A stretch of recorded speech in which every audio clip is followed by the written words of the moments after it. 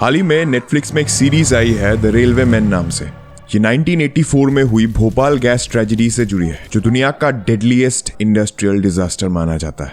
कोई कह रहे हमारा पति नहीं है, कोई कह रहे हमारी बीवी नहीं है, कोई कह रहे हमारे बच्चे नहीं है, कोई कह रहे हमारा परिवार पूरा बिछड़। साल था 1984, दिसंबर का महीना था, रात का 12 बजा था। तो नेचुरली पूरा शहर गहरी नींद में रजाई ओढ़ के सो रहे थे।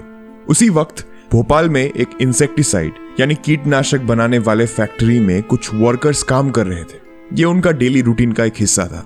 अचानक से कुछ वर्कर्स की आंखें जलने लगती है, तो वर्कर्स इस प्रॉब्लम को जांच पड़ताल करते हैं। तभी एक वर्कर को एक पाइप में एक लीकेज दिखाई देती है, जहां से लिक्विड के साथ साथ एक पीली कलर की गैस निकल रही थी। इसे देखने के बाद वर्कर अपने सुपरवाइजर को इसके बारे में रिपोर्ट करते हैं। दरअसल ऐसे फैक्ट्रीज में छोटे मोटे लीक्स होते रहते हैं, इसलिए सुपरवाइजर ने कुछ खास ध्यान नहीं दिया और अपने चाय ब्रेक लेने चले गए। चाय के बाद देखते हैं रोज का है। पर आने वाले 1-2 घंटों में उस फैक्ट्री और पूरे भोपाल शहर में जो हादसा होने वाला था, वो भारत नहीं बल्कि पूरे दुनिया के सामने एक खौफनाक घटना बनने वाली थी। लगभग 12:45 के आसपास ये स्मेल और भी तीखी होने लगी। फैक्ट्री में मौजूद वर्कर्स की आंखें जलने लगी और उन्हें तेज खांसी आने लगी। ये गैस तेजी से फैल रही थी। फैक्ट्री को अपने चपेटे में लेने के बाद ये गैस धीरे धीरे पूरे शहर को निगलने जा रही थी और अगले 1-2 घंटे में हजारों लोगों को इसके वजह से मौत के घाट उतरना पड़ा। ये कोई आम हादसा नहीं था। आम हादसा तो फिर भी 1-2 सालों में लोग भूल भी जाते हैं। ये एक ऐसा हादसा था जिसके 40 साल बाद भी भोपाल के लोग इसे भूल नहीं पाए। इस वीडियो में हम जानेंगे कि कैसे ये गैस लीक हुई थी और कौन इस हादसे का मेन कल्प्रिट था, और क्या भोपाल के लोगों को अपना हक का इंसाफ मिला या नहीं।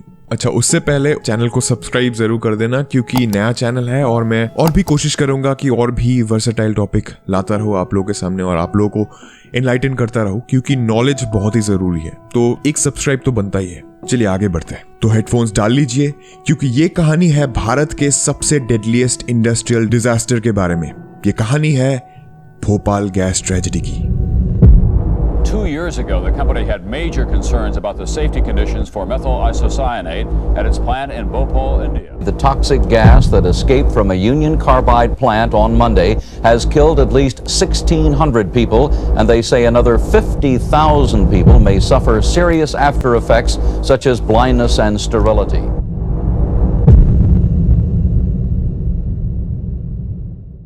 नमस्कार, सत श्री अकाल, आदाब, हेलो। 1970s के दशक में भारत सरकार ने कुछ ऐसे पॉलिसीज शुरू किए जिसने विदेशी कंपनियों को लोकल इंडस्ट्रीज में इन्वेस्ट करने के लिए एनकरेज किया।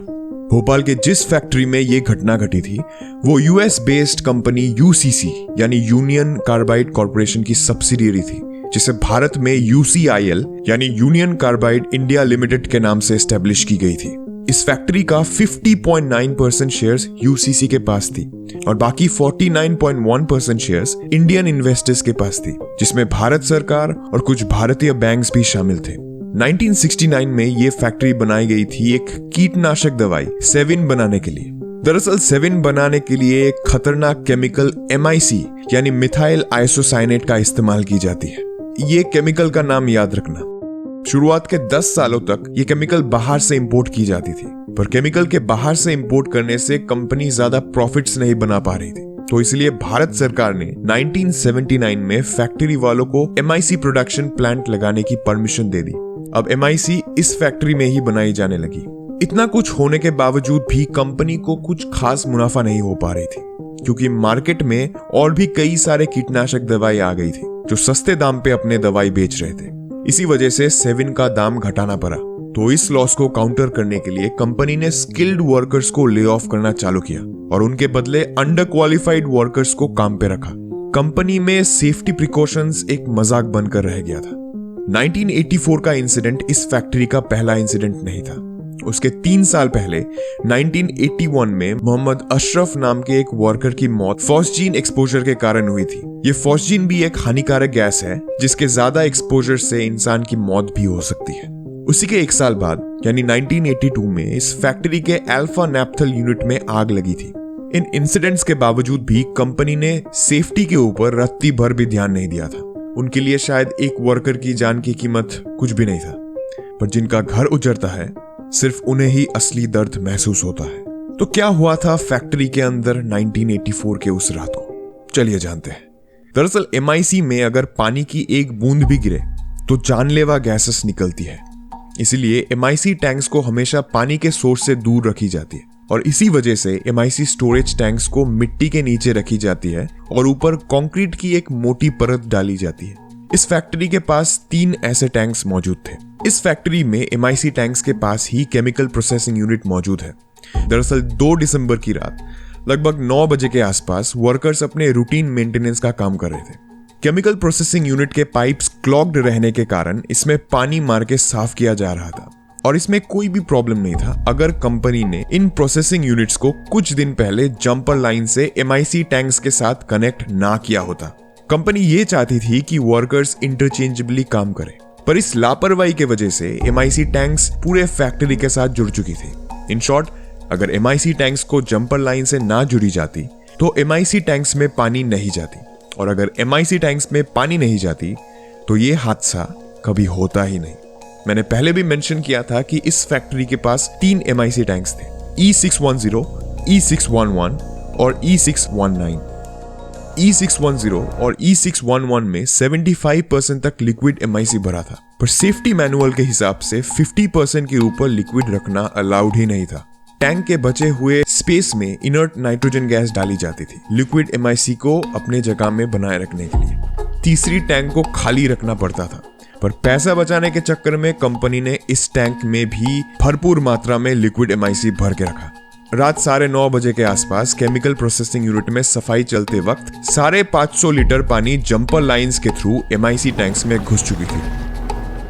प्रेशर वॉल्व्स जो MIC के प्रेशर मापने के लिए लगाई गई थी वो इंडिकेटर भी ढंग से काम नहीं कर रही थी, और टेम्परेचर हाई होने पर जो अलार्म बजना चाहिए था वो भी कुछ साल पहले डिस्कनेक्ट कर दिया गया था। तो पानी मिलने के बाद E610 टैंक में मौजूदा लिक्विड MIC के साथ एक भयंकर एक्सोथर्मिक रिएक्शन हुआ, जिसके कारण कार्बन डाइऑक्साइड और एक बहुत ही जहरीला गैस मिथाइलमाइन बनी। एक्सोथर्मिक रिएक्शन में भारी मात्रा में हीट जनरेट होती है।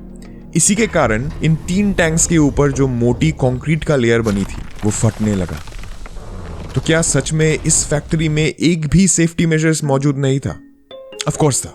सबसे पहले आते हैं वेंट गैस स्क्रबर पे। अगर कोई गैस लीक होती है तो उस गैस को कॉस्टिक सोडा के साथ ट्रीट करके उसे न्यूट्रलाइज किया जाता था, पर यह स्क्रबर भी उस रात बंद पड़ी थी। ये एक मैनुअल सिस्टम था जिसे चालू करने के लिए स्विच दबाई जाती थी।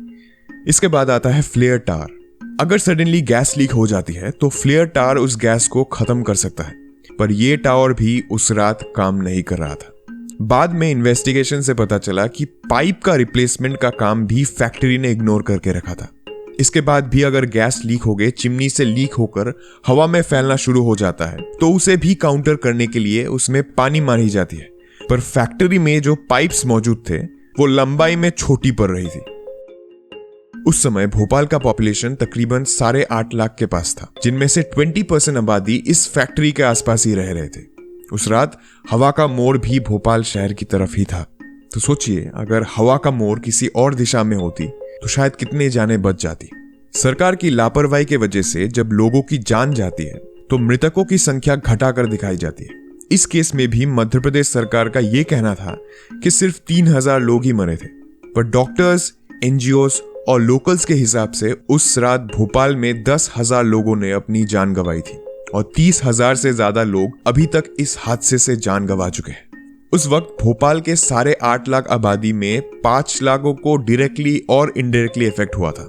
किसने अपने आंखों की रोशनी हमेशा के लिए खो दी, जो बच्चे पैदा हुए वो विकलांग पैदा हुए, कई सारे लोगों को कैंसर हुआ, प्रेग्नेंट औरतों ने मरे हुए बच्चों को जन्म दिया, एक्सेट्रा एक्सेट्रा। और सिर्फ इंसान ही नहीं, उस रात हजारों जानवरों ने भी अपनी जान गंवाई थी, जिसका आंकड़ा शायद किसी को पता भी ना हो। यूनियन कार्बाइड फैक्ट्री के पास भोपाल जंक्शन और जयप्रकाश नगर थे, जो इस इंसिडेंट में सबसे ज्यादा अफेक्टेड हुआ था। जयप्रकाश नगर एक स्लम एरिया था जो डेंसली पॉपुलेटेड था। इसी एरिया से अंडर क्वालिफाइड वर्कर्स को कंपनी हायर करती थी। नेटफ्लिक्स की ये सीरीज इन्हीं दोनों एरियाज के ऊपर बेस्ड है। जो स्टेशन मास्टर इफ्तिकार सिद्दीकी को दिखाई गई है वो असल में एक रियल कैरेक्टर गुलाम दस्तागीर थे।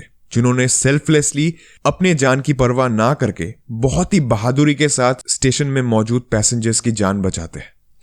सीरीज में जो जर्नलिस्ट को दिखाई गई है, जगमोहन कुमावत, वो असल में एक रियल कैरेक्टर थे, मिस्टर राजकुमार केशवानी। इन्होंने इस इंसिडेंट को होने से पहले ही प्रेडिक्ट कर लिया था, क्योंकि 1981 में जो वर्कर मारा गया था मोहम्मद अशरफ के नाम से, वो इनके जान पहचान के थे।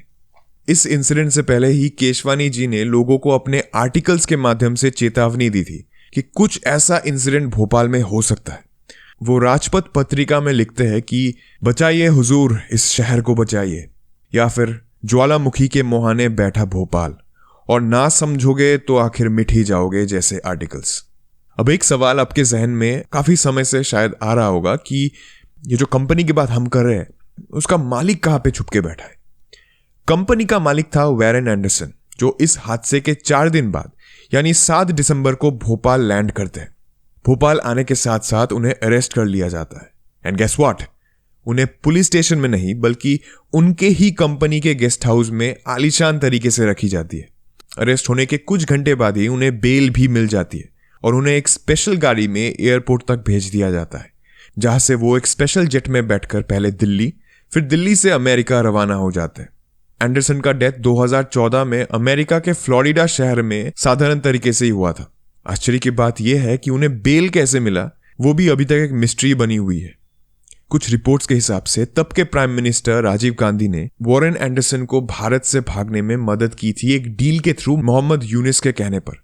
दरअसल उस समय मोहम्मद यूनुस का बेटा आदिल शहरियार 35 सालों से अमेरिकन जेल में बंद था। डील ये हुआ था कि इस तरफ से भारत सरकार एंडरसन को छोड़ देंगे तो उस तरफ से शहरियार को भी रिहा कर दी जाएगी।